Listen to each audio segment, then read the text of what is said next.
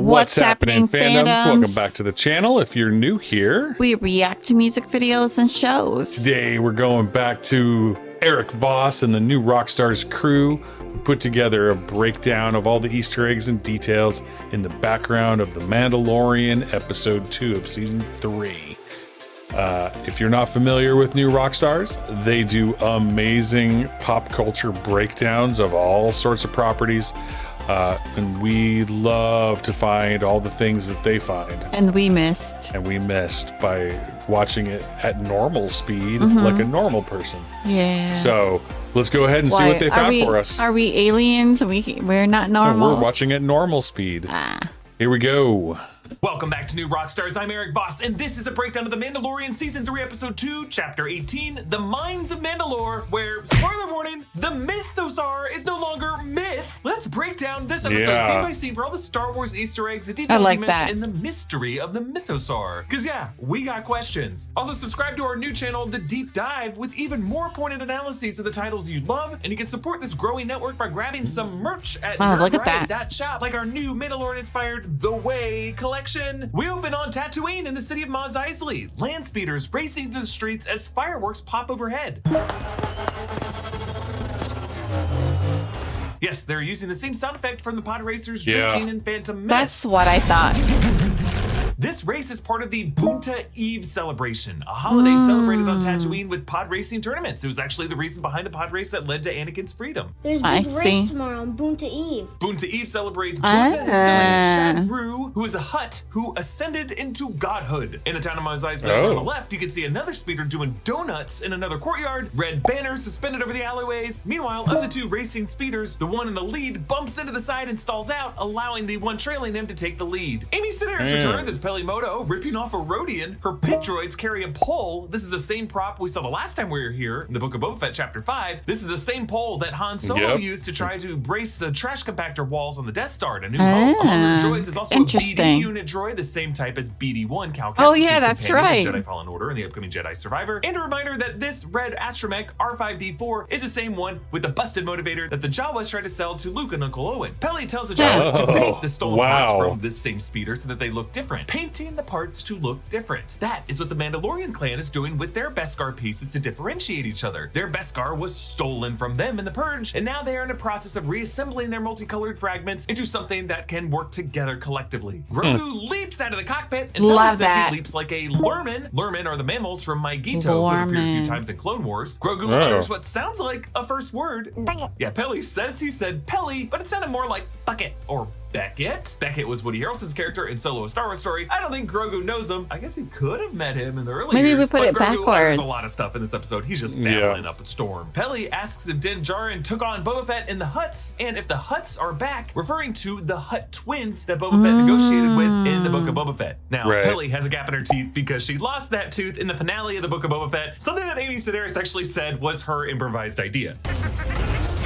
Peli asks the Jawas if there's anywhere they can find an IG unit memory circuit, and she tells Din, sorry, no chance cubes, as in no dice. Chance cubes being the red and blue sided dice that Watto and Qui-Gon used to roll for Anakin and Shmi in Phantom Menace. Now, IG units were Empire-era assassin droids. Now that the Empire's done with, there's not too many IG units left out there, except maybe IG-88, who is the assassin in The Empire Strikes Back. We don't know what happened to him. He could be out there somewhere. R5 backs away in fear from Din. He trembles, and Peli says that he served in the rebellion. Technically, R5 did kind of serve the rebellion by intentionally blowing that motivator at R2-D2's request so that R2 could go to Luke and Leia's stolen Death Star plans would make their way to Obi-Wan. So R5 did play an important role there. All this was covered in the Red One story from the anthology from a certain point of view. As Peli loads them all in later, I love out behind her, the pit droid swings the trash compactor pole around, forcing the other one half to duck, and eventually just gets smacked in the head. They depart through the Bunta Eve fireworks, and it looks a hell of a lot better than a similar scene in Wonder Woman 84. It's good, but it can be better. R.I.P. Patty Jenkins' Star Wars movie. They made her get in that flight suit for nothing. So as they approach Mandalore, Din Djarin describes the planet to Grogu, saying it was once green and beautiful when the songs were written, but he says he's never actually been there. The surface of Mandalore was scorched in an event called the Now it's just green and crystalline. The events we've seen. This was the final war between the Mandalorians and the Jedi. The Armorer referred to these wars in Chapter 8 from Season 1. The songs of eons past tell of battles between Mandalore the Great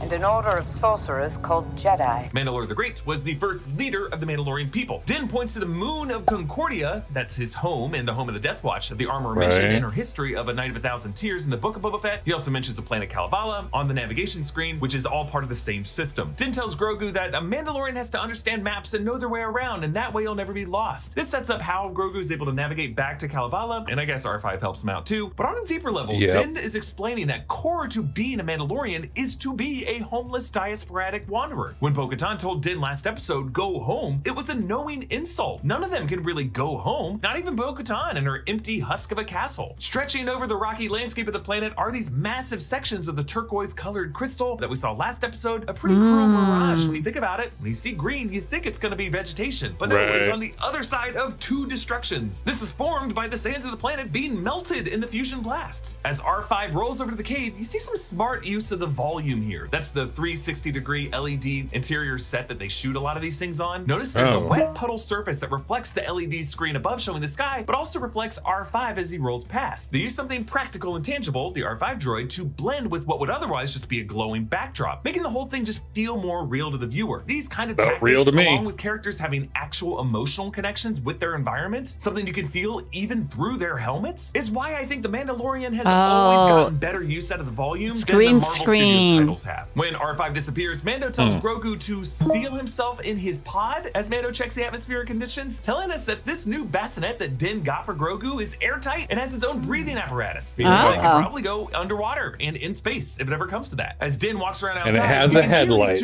I know. Inhaling and exhaling, putting us inside of Din's helmet with him and giving us some real Darth Vader vibes, like an overall creepy sensation as we're exploring the surface. Grogu sits up in the cockpit looking concerned, and Din is able to sense this kid's eyes on him, so he turns around to reassure him. Din spelunks through this crystal cave, bathed in turquoise light from the glass above, giving this descent an aquatic feel, like Mando is already taking his first steps into those living waters. He looks out over the ruins of the covered city of Sindari, its 3D cityscape that we saw in Clone Wars, now covered in debris, but with natural light pouring in. Like the helmets worn by the Mandalorians of the Watch, the Mandalorians would encase their cities in other types of chrome domes, and now a crack in that shell has forced its way in, bringing in this green, symbolically mirroring the way a little green force of nature pierced Din's helmet and got him to open up. Din gets attacked by Alamites, who carry these weapons carved out of that same green glass, showing how they have adapted to the new planet's surface. Din ignites the Darksaber, and immediately the blade lowers in his hand, showing how he is still struggling with the weight of it, as he did in Chapter 5 of the Book of Boba Fett, in that butcher shop, and while fighting the armor in Paz Vizsla. Those scenes harken back to Rebels, Season 3, Episode 15, Trials of the Darksaber, when Sabine Wren trained with the Darksaber with Kanan Jarrus, and we learned one's ability to lift and use the Darksaber effectively is really a factor of the wielder's connection with the Kyber crystal inside. The blade feels lighter. You're connecting with it. It's becoming a part of you. So Din Djarin still he needs has to not fully connected with it. So when he swings, he loses control, and now he takes a beating from one of the Alamites. Din's only able to fend it off, not with a Darksaber, but with a vibroblade to the leg. He continues to pathetically drag the Darksaber around on the ground and really gets most of his successful hits with punches, with jabs. But he finally stabs the final Alamite and deactivates a lightsaber, as if relieved to turn the thing off. And it leaves a vertical slit in the chest, a nice bit of continuity, since the Darksaber is a flat blade. It's not a cylindrical saber like other lightsabers are. Outside, Din has R5 run an analysis on the air, and the holo projection shows Aurebesh number 95%, I assume. The numbers in Aurebesh look mostly like Arabic numerals, and Din says Bo-Katan was right. Mandalore is not cursed. Should have something to credit Season 2 Bo-Katan from Trask, and not the Bo-Katan he just talked to last episode, who said that there was nothing for them there, showing that he still believes in a hopeful Mandalorian inside. Din descends using his jetpack while Grogu's floating bassinet can apparently defy any level of gravity. They pass various fauna on their way down. Just a little clue that not only wildlife exists down here, but there is a food chain, and thus something for an apex predator, a mythosaur, to feed on. As Qui-Gon says, there's always a bigger fish. And Bo-Katan actually later says this episode that Alamites used to live on the wastelands on the outskirts of the town, and so if things can survive here, something else might be able to survive too. Din finds this area with half-buried Mandalorian armor, and Ludwig Göransson's flute comes back here.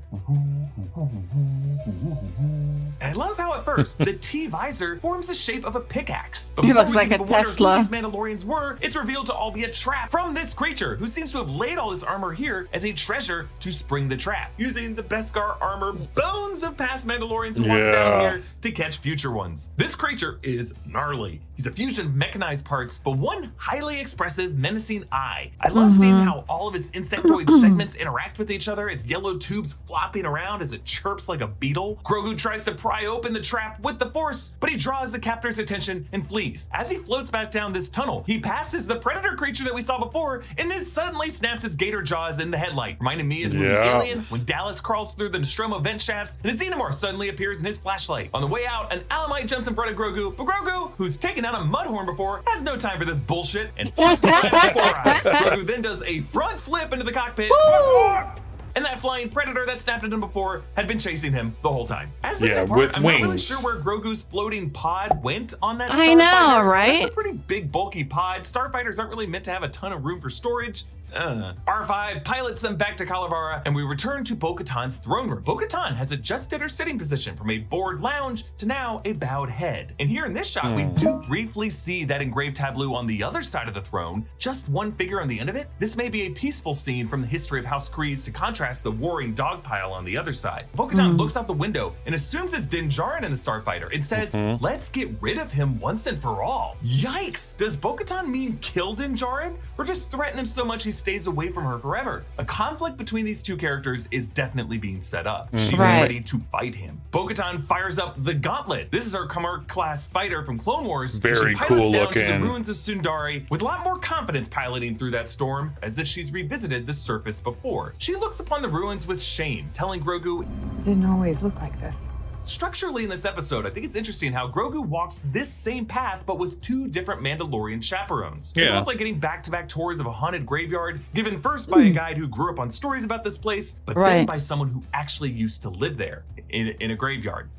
That metaphor didn't really make sense, but you get it. Bo-Katan looks out over the civic center and says, this was once a beautiful civilization. My family ruled over it all. Now it's a tomb. She's referring to her house Kryze. Her father, Adonai Kryze, who was killed during the Great Clan Wars, which resulted in the militant traditionalists getting banished to Concordia, and they became the Death Watch. But when the father died, Bo-Katan's older sister, Duchess Satine Kryze, succeeded him. Satine was Obi-Wan's ill-fated love, who was killed by Maul with the Darksaber right in front of Obi-Wan. Bo-Katan tells Grogu, I knew quite a few Jedi, you know. I don't know what they taught you about us, but there was a time when we actually got along quite well, fought side by side. Bo-Katan is referring to a lot of the past, the events of Clone Wars when she fought alongside Obi-Wan, after she left the Death Watch and turned on them, and then later in Season 7 when she and Ahsoka Tano retook Mandalore from Maul, and also when Bo-Katan appears in Rebels, she fought alongside Jedi like Kanan Jarrus and Ezra Bridger. But it's interesting how she says, I don't know what they told you about us. Grogu lived throughout most of that history, and Bo-Katan isn't that much older than Grogu. Bo-Katan fights a few Alamites using her lassos and her circular arm shields, slaying these guys even without the Darksaber. Easily. She looks back to the camera and she asks Grogu, do you think your dad was the only Mandalorian? I love this because Bo-Katan calls Din Djarin Grogu's dad. She says it. We all see it. The captor drains Din Djarin of his blood while a little pump droid begins sucking out this fluid. Bo-Katan shoots the pump and engages the captor, lassoing the Darksaber and igniting it. Interestingly, not seeming to struggle with the weight as much as Din did. Very much Should the so. Darksaber be won by combat, or can someone who claims it a different way still connect with that Kyber crystal? Bo impales him through his central organs, like Obi-Wan blasting General Grievous's heart, but the captor detaches from the body and the head crawls away like a cockroach, which feels like an homage to John Carpenter's The Thing when the alien detaches the head and sprouts spider legs to crawl away. But Bo-Katan's able to use the Darksaber to slice apart the captor's larger droid attachment, first taking out its legs and then beheading it. Bo-Katan makes some pong soup for Din Djarin, which is so nice. Din insists he must follow his creed to find the living waters, saying the creed is all their scattered people have left. Bo-Katan says that their infighting made all the Mandalorians weak and enabled the Empire to smash them. And again, this infighting is really a tradition rooted in the Darksaber, something that, according to their tradition, must be won by combat, meaning one Mandalorian has to fight another Mandalorian to win it. Fighting in civil wars is just part of their history, and that really has been the curse of their people. So in that regard, the Darksaber represents the ultimate Mandalorian curse. It doesn't unite Mandalorians, it only divides them. So they enter the mines, and Bo-Katan says she actually visited these living waters when she was a girl. She recited these same creed words, but to her it was just a theatrical spectacle that the royal family did, as opposed to something that had any meaning. But for Din Djarin and for the armor, for the whole watch, there is true magic in these words. For Bo-Katan, it was just empty words. This is truly what this episode, The Mines of Mandalore, is really about. Are these mines empty, or is there something inside? And in the Yeah, living waters there chamber, is Bo-Katan something reads a inside. Mandoa plaque. These mines date back to the age of the first Mandalore. According to ancient folklore, the mines were once a mythosaur lair. Mandalore the Great is said to have tamed the mythical beast. It is from these legends that the skull signet was adopted and became the symbol of our planet. I love it. It feels so educational, right? As if field trips would be brought through here. But Mandalore the Great is really the founder of this planet. This is a figure who existed in expanded universe, aka legends fiction, but has survived into canon. It was the first guy who tamed and rode the mythosaur. But historically, the mythosaur were hunted into extinction by the first settlers of Mandalore and died off long before the great cataclysm that scorched the planet. And structurally, the end of this episode mirrors the beginning of episode 1 of this season. Kinda. A Mandalorian baptism ceremony interrupted by a large beast coming up from beneath the waves. And that's Right. what we see here in this living waters baptism. Din Djarin So it's the repeats same one? words, but gets No, cut off totally at a different. specific moment. It's a different Din was planet. cut off when he promised never to take off his helmet. Din Djarin was cut off when he said that these words would be forged in his heart. It's almost like fate always intervenes to Right. keep people from fully completing the words of this baptism. Because Right. the words themselves are not important, yet there is still some magic to the Mandalorian lore. I love how Bo-Katan turns off her helmet light to better see Din's light through the murk, but in doing this, she misses the massive mythosaur at first when she passes it. She doesn't notice until she ascends with Din in her arms. She sees Yeah. a massive tusk and the eye and a growl coming through the water. As in legend, the mythosaur is gigantic. It's the size of a city. And it leaves us with so many questions. How is a mythosaur still alive? Are they aquatic or amphibious? Is it sustaining itself on just alamites and other fauna that wanders into the water? Did it start small and grow into this? Was it always down here? Was it down here on the day of Who Bo-Katan's knows? baptism? Does it know her and remember her? Are there more mythosaurs? Is And it was tame? seen only by Bo-Katan, or did Din Djarin see it too? Did both of them need to be together for it to present itself? Circumstantially, that is absolutely true. Mandalorians needed to come together and help each other and save each other for them to find their ancestral beast. But what's interesting is, if Din Djarin was passed out, if he didn't see it, will he believe her? Is this going to be a wedge between them? Bo-Katan begins the season as a total skeptic, someone who used to put her faith in reclaiming the Darksaber, but when the Darksaber failed her, she lost her faith. But now, seeing the mythosaur has given her something greater and older than the Darksaber, something truer to the Mandalorian ancestry to believe in. The living waters of Mandalore are life. This actually might be the turquoise fluid that was poured in the opening shot of the season by the Armorer. And so we come back to the mystery of the Armorer. Did the Armorer know the mythosaur was down here when she sent Din Djarin to these waters? Did she do that to feed the beast with a human sacrifice? Something she does with many black sheep from her clan. Or could this have been a test by the Armorer to see if the mythosaur would present itself to a worthy Darksaber wielder? Comment down below with your thoughts. Very Subscribe to our new interesting. channel, The Deep Dive, and you can support us by grabbing something from nerdriot.shop. Follow me on Instagram and Twitter at EAVoss. Follow New Rockstars and subscribe to New Rockstars for more analysis of everything you love. Thanks for watching. Bye. Ooh, That was a lot of details yeah. for a I- short time. Yeah, I definitely I caught the fact that he was having more trouble with the Darksaber. Brought that up in our reaction. Yeah. She was wielding it with ease. I was very I caught that, surprised when she gave it Back. let him have it Yeah. back. I was pretty surprised that would happen. It did not ever occur to me that the mythosaur could somewhat be related to the Darksaber. I didn't think there was any connection between those two things. Bless you. Yeah, I guess it could. Maybe It could. maybe it could sense the royal blood of Bo-Katan or something, because she used to be royalty Right. of Mandalore. But I did not see the mythosaur turn and swim away Right. when we were watching. I didn't see it, but I saw it in his footage. The mythosaur just turned and went the other direction. It did not chase them. And so I wonder if maybe this is the same one that got tamed in legend. Probably. Maybe it's tamed. Maybe not. I don't Maybe know. We'll Very see. interesting. Very interesting. Thank you again for watching the Rockstar Easter eggs and the detail we have missed or you have missed. Thank you for all your love and support to our channel. We really appreciate you guys. Thank you again and see you in the next video.